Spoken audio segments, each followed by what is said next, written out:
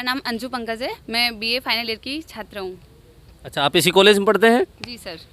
अच्छा, आपके क्या क्या सब्जेक्ट्स हैं? मेरे political, geography, Sanskrit, literature.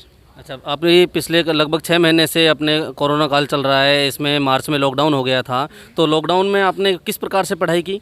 Sir जैसे मेरी पढ़ाई पहले नियमित रूप से चल रही थी, उसी हिसाब से मैंने पढ़ाई की है। और बाकी जो कोरोना काल लगा उसमें हमारे सर ने व्हाट्सएप ग्रुप के माध्यम से हमें काफ़ी सारे ई पीडीएफ्स और नोट्स वगैरह हमें भेजे, जिनके माध्यम से हमने पढ़ाई की। और उनमें अगर हमें कोई प्रॉब्लम हुई तो हमने सर से दूरभाष के माध्यम से संपर्क करके उन प्रॉब्लम को सॉल्व किया और उन्होंने हमें अच्छे से समझाया इस बारे में, और हमने अच्छे से हमारी पढ़ाई नियमित रूप से चलती रही सर। अच्छा, इस कोरोना की वजह से तो आपकी बिल्कुल रूप से पढ़ाई बाधित नहीं हुई है, आप ये कहना चाहते हैं? हाँ सर, बिल्कुल भी नहीं हो पाई है सर। अच्छा, आप युवा हैं, आपने मतलब कोरोना से जागरूकता के लिए कोई कार्य किया कोरोना काल में?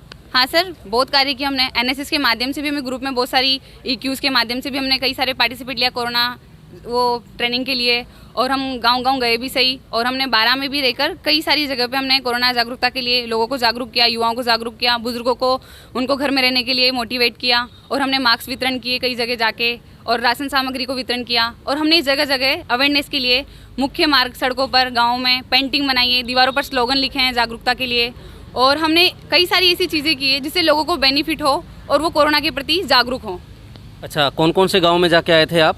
सर 12 ब्लॉक के जितने भी गांव हैं, यहाँ तक कि हम रामगढ़, किशनगंज, छोटे इलाके, और जैसे कि पाठेड़ा, भड़सुई, लिसाड़िया, छोटे छोटे गांव जहाँ हमारे यूथ क्लब्स थे वहाँ हम गए और वहाँ पे हमने बात की सर। अच्छा, आप बता रहे हैं कि कोरोना को दूर करने के लिए आपने नारे लिखे, स्लोगन्स लिखे, कौन कौन से, जैसे 1-2 स्लोगन्स आप बताएंगे हमें?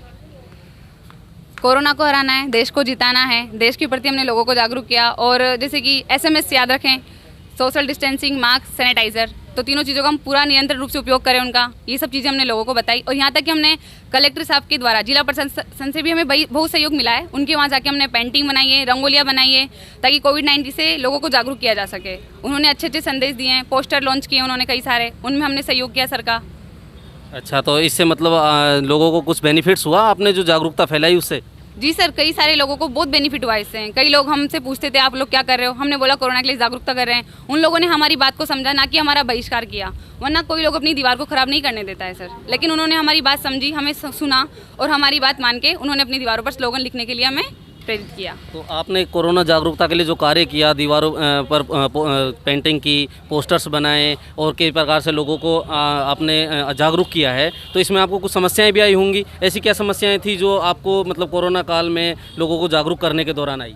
सर पहली बात सोशल डिस्टेंसिंग की। हम लोग गांव-गांव जाते थे, लोग सोचते थे 12 से आ रहे हैं, हमारे लिए कोरोना लेके आ रहे हैं। फिर हमने उन्हें समझाया कि हम लोग आपके लिए आए, हमसे सोशल डिस्टेंसिंग बनाए रखो, फिर भी हम लोग आपके लिए काम करेंगे। और एक चल रहा था अभी बीच में परिंदे बांधो अभियान, उसके लिए हमने पक्षियों के लिए कोई सेवा नहीं हो पाई गर्मियों में, तो हमने जब से लॉकडाउन लगा उनके लिए परिंदे बांधो अभियान के तहत 50 से भी अधिक परिंदे बांधे। और हमने पौधारोपण अभियान के तहत पौधे भी कई सारे लगाए गए।